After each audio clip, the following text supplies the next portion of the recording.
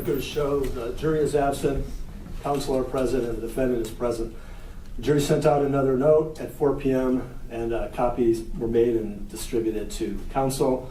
Dear Judge Fink, the jury followed your latest instructions and don't believe we can render a unanimous decision on either count.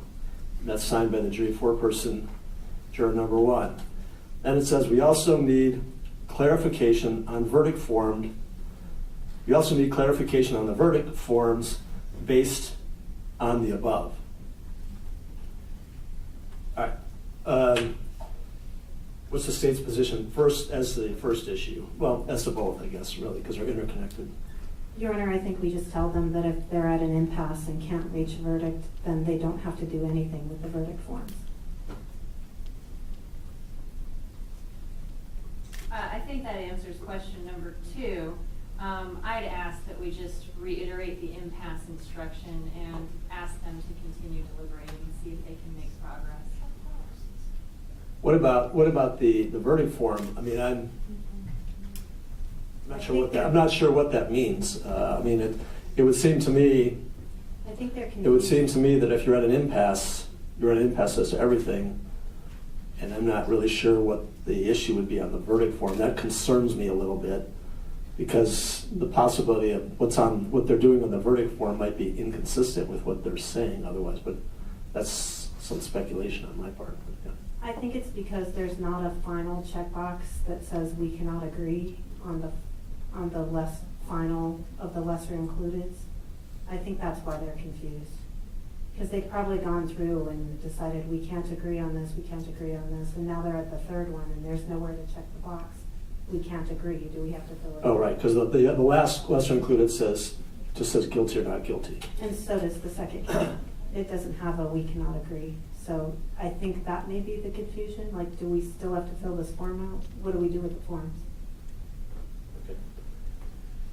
But as to counsel's first point, I think at this point it would be coercive for us to indicate that they should continue to deliberate, but that would be the state's position, Your Honor, and I would defer to the court on that. All right, thank you. And defense, what's your reasoning? Just that you only gave them that instruction, I think, 30 minutes or something before they came back out with what they stated. It's been a long trial. I think they're at the end of a really long day. They looked pretty exhausted when you brought them out here. So I think it would be beneficial to at least give them an opportunity perhaps to break for the day and try again tomorrow. And if they can't, they can't. But you recently gave them that instruction. And my concerns, Judge, is the 30-day trial, the cost, the time, the expense of not only this county, but each of the parties. It's not an easy one to give up too soon, because then we have to potentially try it again, depending on the state, and that expense will be put out there again. No, I understand, agree, believe me. Well, what Ms. Larkin is suggesting is that I offer them, once again, the opportunity to avail themselves of another break and come back tomorrow. And I'm willing to do that. I don't.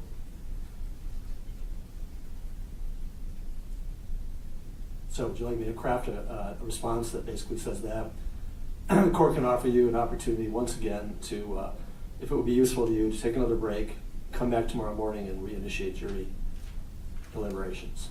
That works for us, right? And then allow them to respond, Judge? Is that the intent, to Right. elicit a response from them? Right. I don't have any objection to that, Judge, if they think it would be helpful.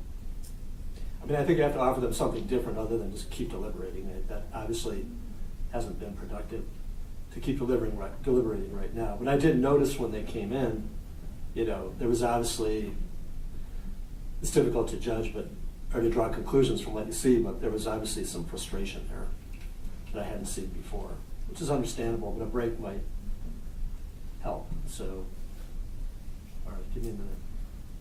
And then as to the second one, were we going to respond on that? Just tell them if they're at an impasse, they don't have to fill out the verdict forms, or how do we address that? What's the defense position on that? That's fine with us if, we could just instruct them that if they can't come to an agreement, they don't have to mark anything on a verdict If you form. cannot come to an unanimous agreement on any of the charges, then you do not have to fill out the verdict form. Right. Okay. Give me a second.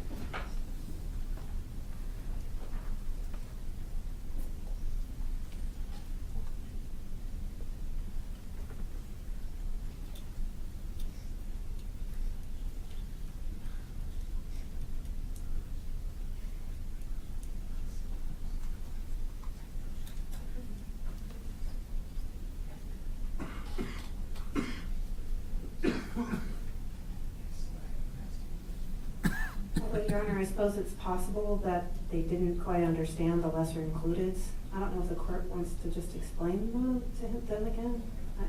I hate to give up an opportunity for them to resolve the case if they have the ability to do so. I just throw that out there for the court.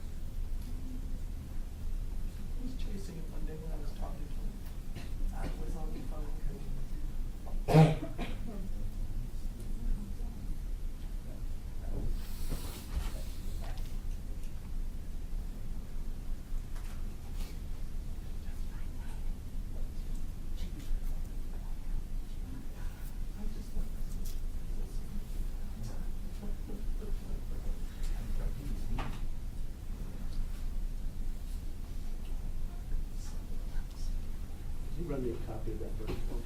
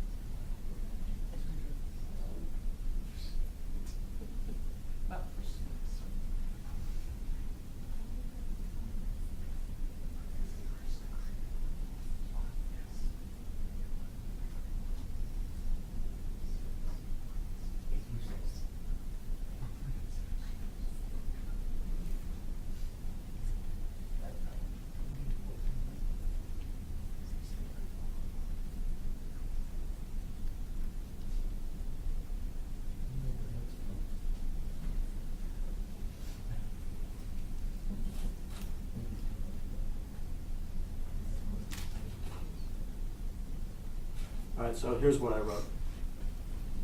The court understands that you have continued to work hard to come to verdicts. The court can offer you the opportunity to once again recess for the evening and to resume deliberations again tomorrow morning if you believe that would be helpful. As to the verdict forms, I am not sure what your issue is without more specificity. If, however, you are unable to reach unanimous verdicts on any count, then you need not fill out the verdict form. Thank you. You will instead report to the court that you simply are not able to reach verdicts. Any objection from the state? No, Judge. No, Judge. All right, it's 4:18 p.m. I'll give a note to the bailiff with my response. If there's nothing else, we're recess. We rise to order.